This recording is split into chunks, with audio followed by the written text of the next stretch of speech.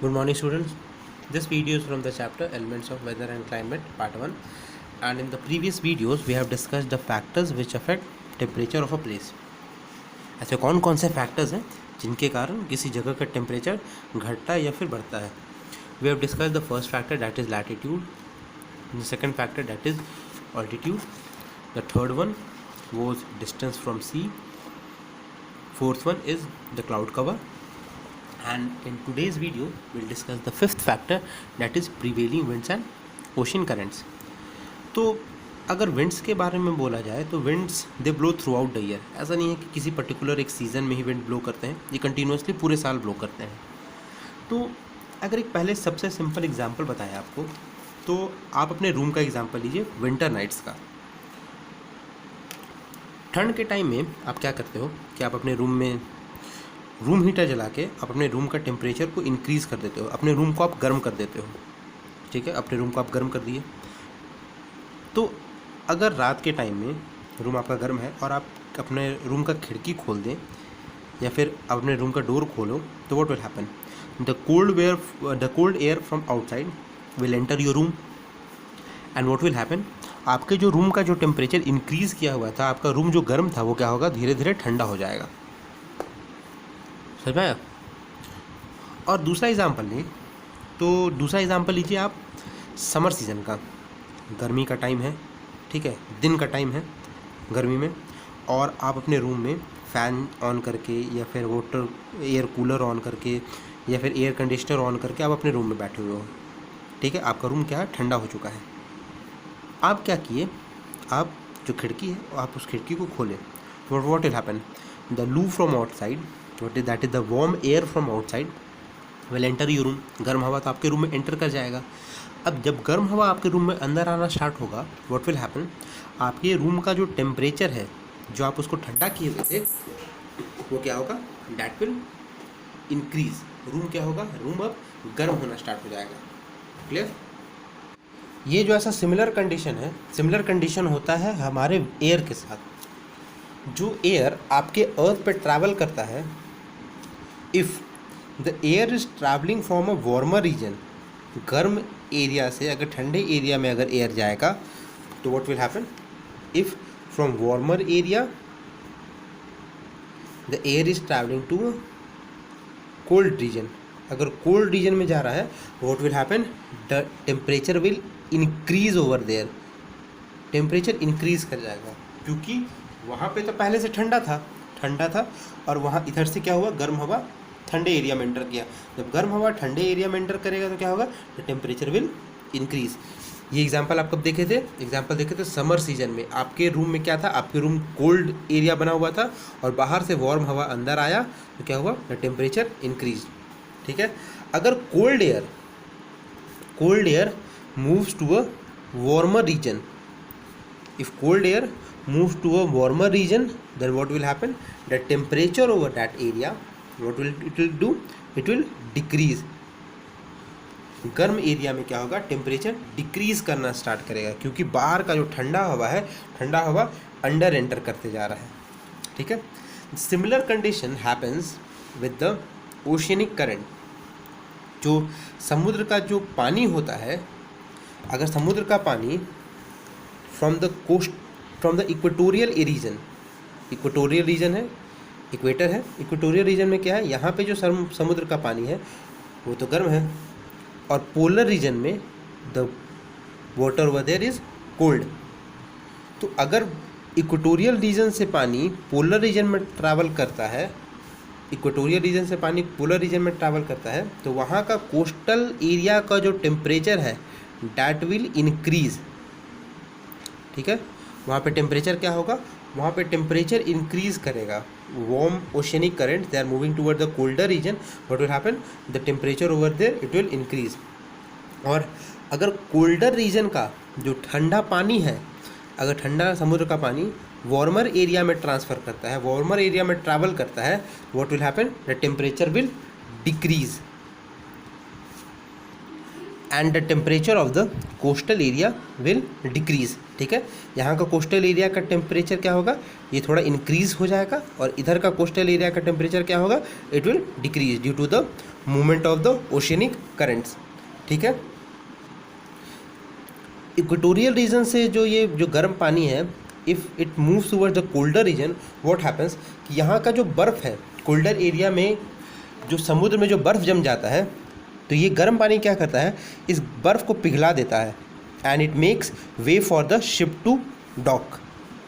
मतलब क्या, यहाँ पे शिप्स अब ट्रैवल कर सकती हैं। यहाँ का गर्म पानी आगे ट्रैवल किया, गर्म पानी जब आगे ठंडे एरिया में एंटर करेगा, व्हाट विल हैपन, जो भी बर्फ़ है वो बर्फ़ पिघल जाएगा, and it will make way for the ships to travel. ठीक है,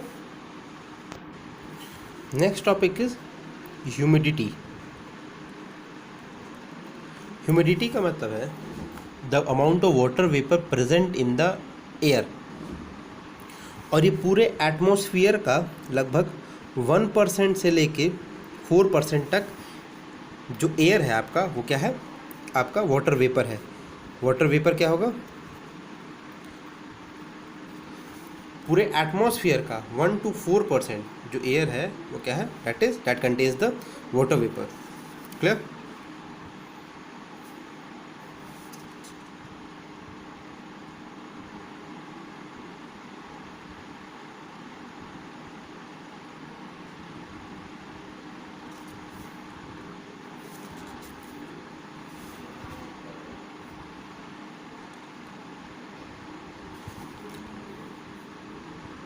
that 200 gram of air is present 5 meter cube of volume।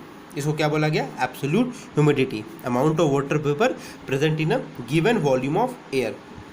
Clear? Absolute humidity का यूनिट है आपका ग्राम पर मीटर क्यूब। क्लियर?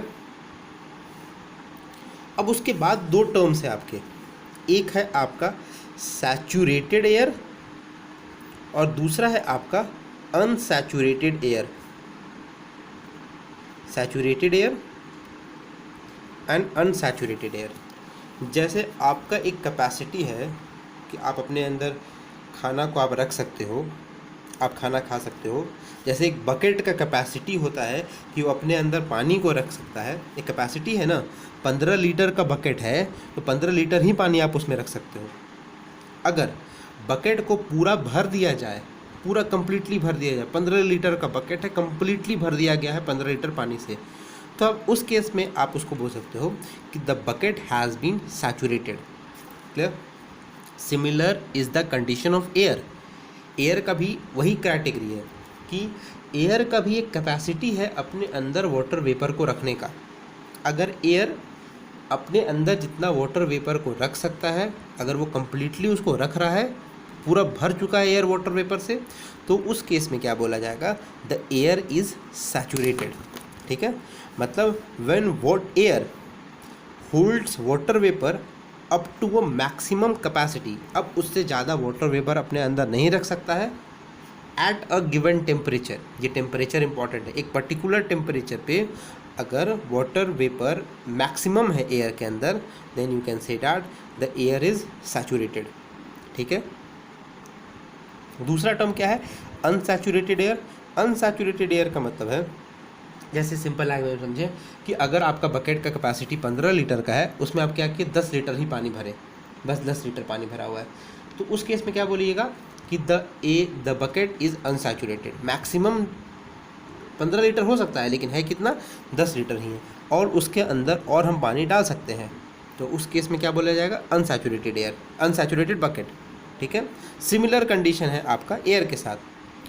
मैक्सिमम जितना वो अपने अंदर वाटर वेपर रख सकता है, अगर उससे कम वाटर वेपर उसके अंदर है, जितना कैपेसिटी है उसके पास, उससे अगर कम वाटर वेपर उसके अंदर है, then you can say that the air is unsaturated. Clear? Saturated मतलब क्या, मैक्सिमम जितना वो रख सकता है अपने अंदर, एयर अपने अंदर वाटर वेपर को रख सकता है, तो उसको बोला जाएगा सैचुरेटेड।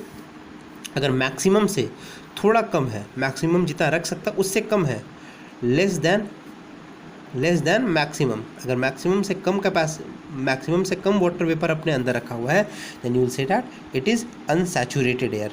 क्लियर? उसके बाद आपका टर्म आता है रिलेटिव ह्यूमिडिटी। रिलेटिव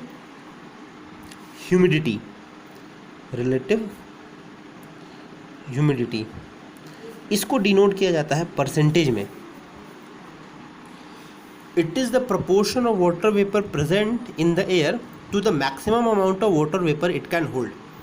मैक्सिमम जितना होल्ड कर सकता है, मैक्सिमम जितना होल्ड कर सकता है एट अ पर्टिकुलर टेम्परेचर, उसके कंपैरिजन में अभी उसके पास कितना वाटर वेपर है। Suppose maximum it can hold 100 gram of water vapour और अभी उसके पास है only 60 gram of water vapour, तो you can say that 60% is the relative humidity. आपको इसका वैल्यू निकालने की ज़रूरत नहीं है, वैल्यू निकालने आपको नहीं आएगा, बस ये जान जाइए कि मैक्सिमम एक एयर कितना वाटर वेपर अपने पास रख सकता है, उसके कंपैरिजन में अभी कितना है, उसी चीज़ का जो परसेंटेज में जो वैल्यू आएगा that is only relative humidity. ठीक है, तो what we have learn today, we have discussed the fifth factor of the factors which increase or decrease the amount of temperature of a place, that is the prevailing winds। कि अगर गर्म हवा ठंडे area में जाता है तो क्या होता है, टेम्परेचर इंक्रीज करता है। जब ठंडा हवा गर्म एरिया में एंटर करेगा तो what will happen, that temperature will decrease.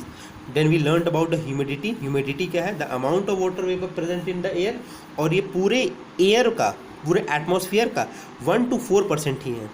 और किसी एरिया का, किसी जगह का अगर आपको वाटर वेपर मेज़र करना है, वाटर वेपर कंटेंट मेज़र करना है, तो आप कौन सा इंस्ट्रूमेंट यूज़ करते हो, यू यूज़ हाइग्रोमीटर।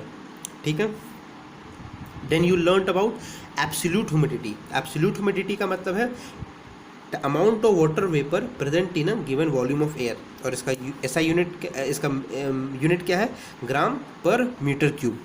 ठीक है, then you learn about saturated air and unsaturated air. Saturated air क्या है, maximum amount of air, maximum amount of water vapour, maximum amount of water vapour the air can hold. ठीक है, अगर maximum amount of water vapour को hold कर रहा है then it is at a saturated air. अगर maximum से थोड़ा कम है या मैक्सिमम से कम है तो क्या बोला जाएगा, unsaturated air. Then it was relative humidity. Relative humidity को किस चीज़ में डिनोट किया जाता है, it is denoted in percentage. मतलब मैक्सिमम से, मैक्सिमम के कंपैरिजन में वो कितना परसेंटेज वाइज वो कितना ह्यूमिडिटी को अपने अंदर कंटेन कर रहा है। ठीक है, that is only relative humidity. I hope you have understood these topics and on the basis of these topic you just frame the answer of the questions which will be given to you as homework. Thank you.